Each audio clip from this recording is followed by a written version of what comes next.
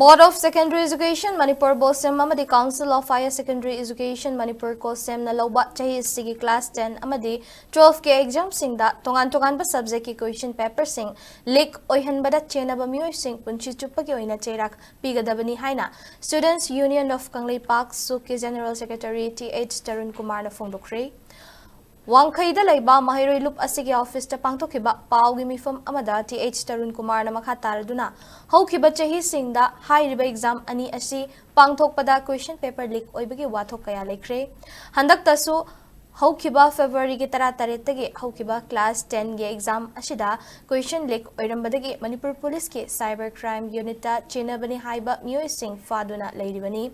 Masi khangna akiba amata fawdana ngasisu question na loba class 12 exam ge physics subject ki question paper exam haugadaba minute kun rom watlingai dagi social media da fangnaki thaudok sing asida chenaba mioi sing ko semna tigatuna asigumna thaudok asi matungda amuk hanna thoktanaba amadi mahiroi singi tungi punsi kandaba kidamak ahakpa cheirak pibiyo Kosem gi chairman ga unaduna hiramasi gi matangda wari sanaragani masida thausa bitrabadi cyber crime unit ta wakat lagani haiki